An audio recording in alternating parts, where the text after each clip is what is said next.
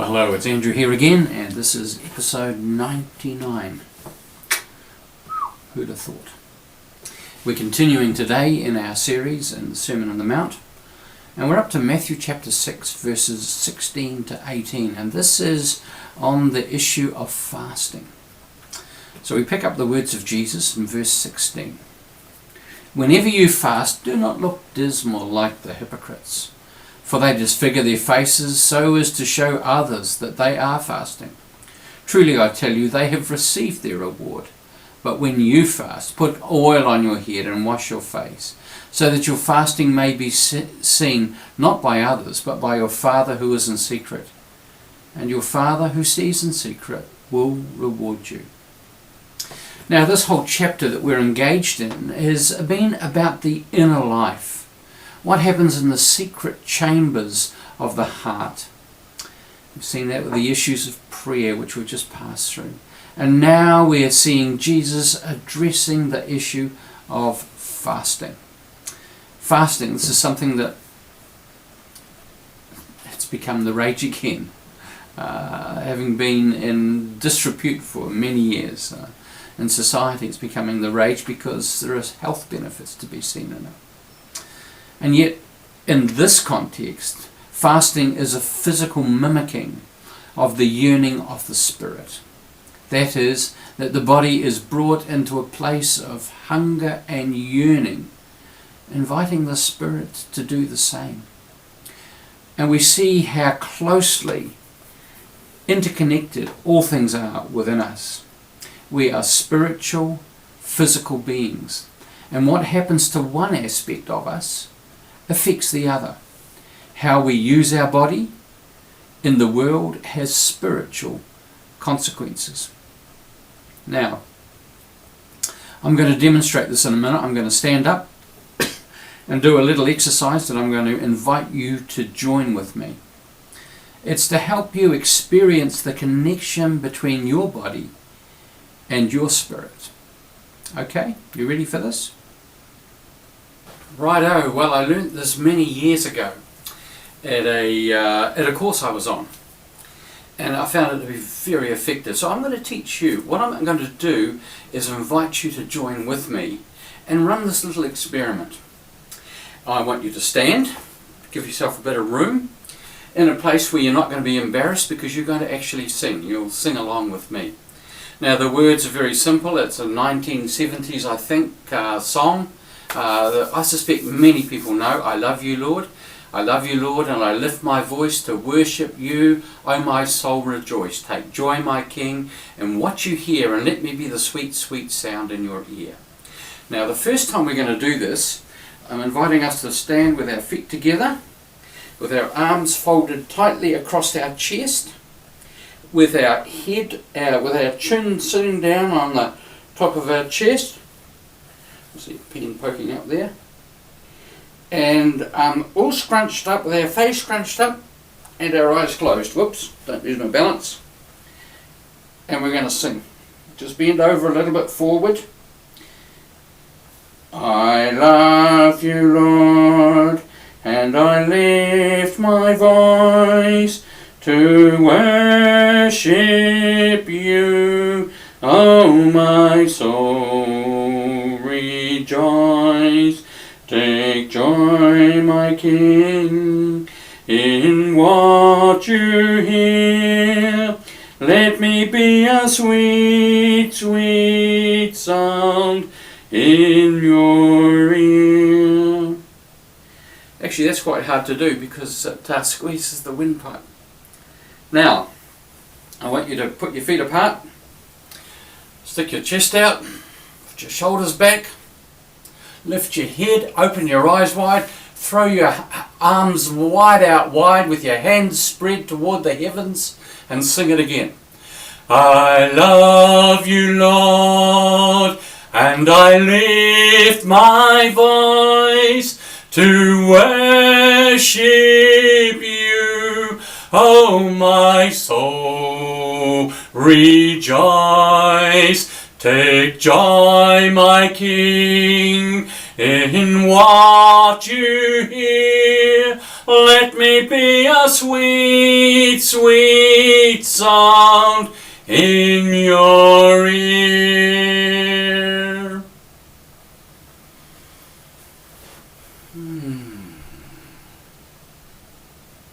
And notice the difference.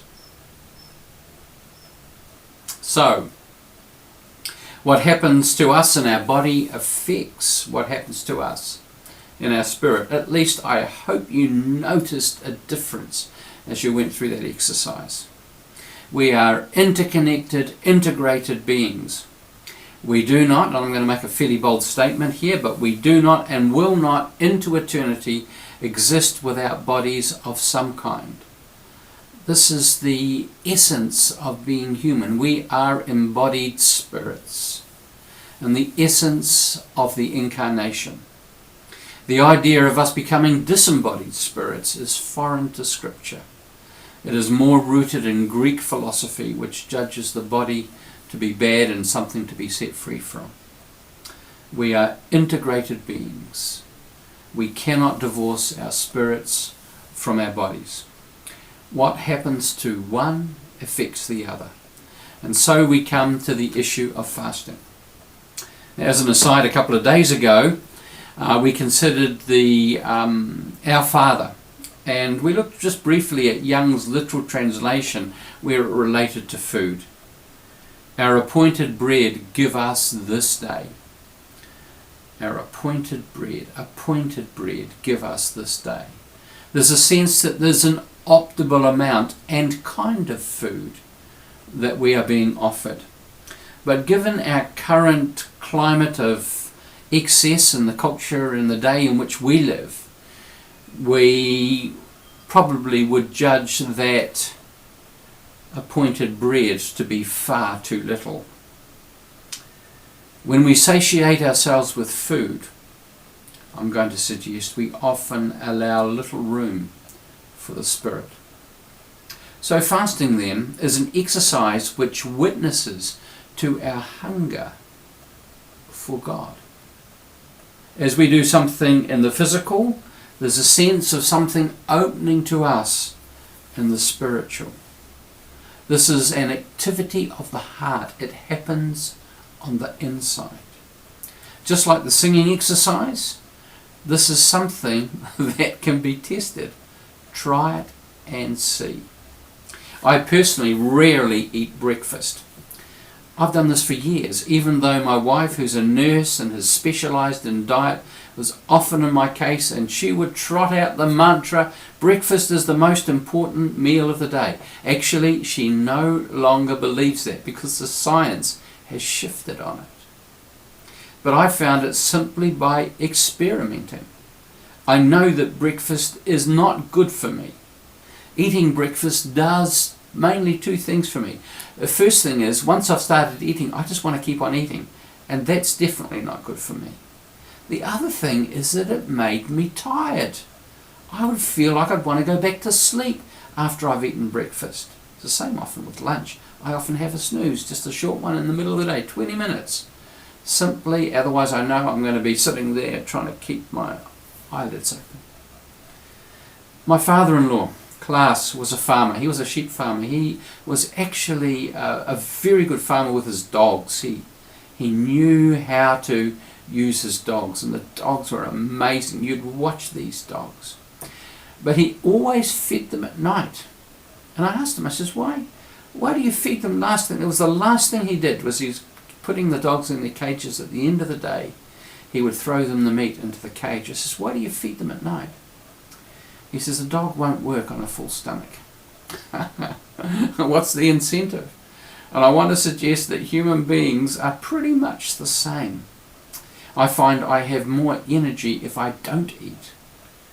And waiting until evening is usually fairly easily achievable. It also does something else though. As we start to feel physically a little less peckish as the day unfolds, a little peckish as the day unfolds, there is also an opening of our spirits. At least that's how I experience it. And since it's a spiritual practice which has gone on for thousands of years, I imagine it's a fairly universal experience. So, I never eat before I preach on a Sunday morning. It would be extremely rare that I eat anything. And the service starts at 10, so probably close to 11 o'clock I'm up there. Never eat on a Sunday morning. Never. Because I know it takes the edge off me in all sorts of ways. It's not useful. And I'll only eat if I sense that my blood sugars are low and I'm starting to slur my words. This has happened to me taking funerals in the mid to late afternoon. And I've discovered that I thought, crumbs, what's happening here? I also happen to be pre-diabetic, so that probably explains a little bit of that. But then I know that I have to have something, and it'll quickly, and not much usually, will quickly restore me. But the thing is that what happens for me is I find it easier to pray when I'm hungry. I'm more focused, I'm less easily distracted, and I'm more tuned to the Spirit of God, more able to hear and to engage with God. And as I say, this is my experience, but since human beings have been doing this for thousands of years, I want to suggest it's probably fairly universal. Fasting can be a powerful tool to drawing near to God. Don't do it because you think you'll earn brownie points with God. That's what this passage is about. People thinking that they were going to earn brownie points by seeming to be fasting. If you do it for that reason, or to show other people how holy you are, you've missed the whole point. It's not what it's about. Fasting is designed to increase our hunger for God. And that's where God meets us, in our hunger. I don't know if you've noticed that. But I come back to something I've often said from Julian of Norwich. God is the ground of our beseeching. It's the one that evokes that sense of yearning, that sense of hunger within us. And if our body is tuned with our spirit, it opens us to God. It's in the place of our hunger. It's in the place of our need. It's in the place of our yearning that God meets us. And that's why that's why fasting can be helpful.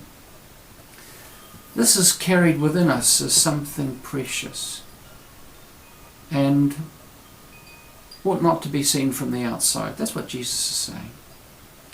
At the worst, those around us will observe no change.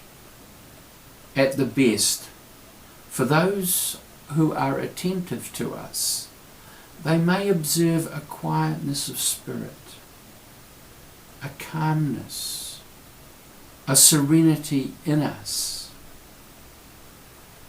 And this is borne by a sense of lack, the sense of need and dependency upon the God who meets us in that place. Why fast? Because it works. God bless you.